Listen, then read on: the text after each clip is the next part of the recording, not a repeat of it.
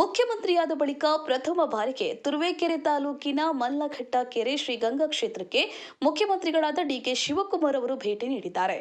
ಮೊದಲು ಗಂಗಾಧರೇಶ್ವರ ದೇವಸ್ಥಾನದಲ್ಲಿ ಪೂಜೆ ಸಲ್ಲಿಸಿ ಬಳಿಕ ಕ್ಷೇತ್ರವನ್ನ ಅಭಿವೃದ್ಧಿಪಡಿಸುವುದರ ಜೊತೆಗೆ ಅನುಕೂಲವಾಗುವಂತೆ ಸಮುದಾಯ ಭವನ, ವಸತಿ ಗೃಹಗಳು, ರೈತರಿಗೆ ಕಾಲುವೆಗಳು ಸೇರಿದಂತೆ ಹಲವು ಅಭಿವೃದ್ಧಿ ಕಾಮಗಾರಿಗಳನ್ನು ಮಾಡಲಾಗುವುದು ಎಂದರು.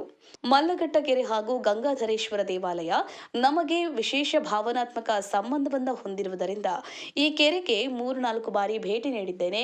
ಈ ಕೆರೆಯ ನೀರು ಪವಿತ್ರವಾಗಿದ್ದು ನಮ್ಮ ಗೃಹ ಪ್ರವೇಶದ ಸಂದರ್ಭದಲ್ಲೂ ತಂದಿದ್ದೇವೆ. ಈ ಕೆರೆ ಮತ್ತು ಈ ಸ್ಥಳ ಐತಿಹಾಸಿಕ ಮತ್ತು ಪುಣ್ಯ ಸ್ಥಳವಾಗಿದೆ. ಈ ಸ್ಥಳಕ್ಕೆ ನಾನು ಬಂದಾಗ ನನಗೆ ತುಂಬಾ ಸಂತೋಷವಾಗುತ್ತದೆ ಮತ್ತು ನೆಮ್ಮದಿ ಸಿಗುತ್ತದೆ ಎಂದು ತಿಳಿಸಿದ್ದಾರೆ. ಪ್ರಮಾಣ ವಚನ ಸ್ವೀಕಾರ ಸಮಾರಂಭದಲ್ಲಿ ಹಿಂದೂ ಧರ್ಮ ಸಂಪ್ರದಾಯ ಅನುಸರಿಸಿದ್ದೀರಾ ಎಂಬ ಪ್ರಶ್ನೆಗೆ ಉತ್ತರಿಸಿದ ಅವರು, ರಾಜಕಾರಣಕ್ಕಿಂತ ಭಕ್ತಿ ಮುಖ್ಯ. ಪ್ರಮಾಣ ವಚನ ಕಾರ್ಯಕ್ರಮಕ್ಕೆ ಹಿಂದೂ, ಕ್ರೈಸ್ತ, ಬೌದ್ಧ ಎಲ್ಲ ಧರ್ಮದ ಧರ್ಮಗುರುಗಳನ್ನು ಆಹ್ವಾನಿಸಲಾಗಿತ್ತು. ಎಲ್ಲ ಧರ್ಮಗುರುಗಳ ಆಶೀರ್ವಾದ ಅನಿವಾರ್ಯವಿತ್ತು. ರಾಜ್ಯದ ಹಿತ ಕಾಪಾಡುವ ಜವಾಬ್ದಾರಿ ನನ್ನ ಮೇಲಿದೆ. ಎಲ್ಲರಲ್ಲೂ ಒಟ್ಟಿಗೆ ಶಾಂತಿಯ ತೋಟದ ರೀತಿ ಕರೆದುಕೊಂಡು ಹೋಗುತ್ತೇವೆ ಎಂದು ಹೇಳಿದರು.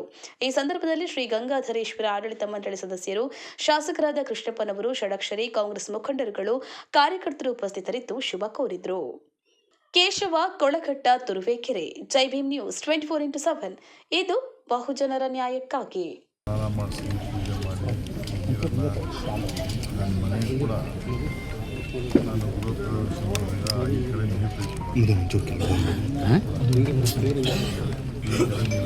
ಯಾವುದು ಕೂಡ ತುಂಬಕ್ಕೆ ಮುಖ್ಯ ಆಗ್ತದೆ ಮತ್ತು ಎಲ್ಲ ಭಾಳ ಪವಿತ್ರವಾದಂಥ ಕ್ಷೇತ್ರ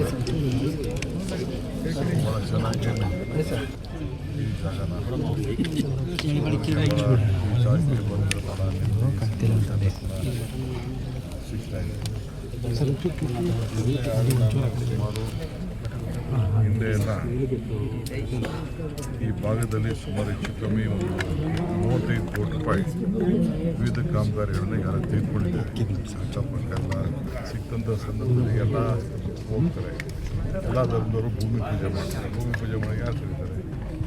ಈಗ ಪ್ರತಿಯೊಂದು ಮನೆಯಲ್ಲೂ ಕೂಡ ನಾಮಕರಣ ಮಾಡಲಿ, ಒಂದು ಕಿವಿ ಚುಚ್ಚಲಿ,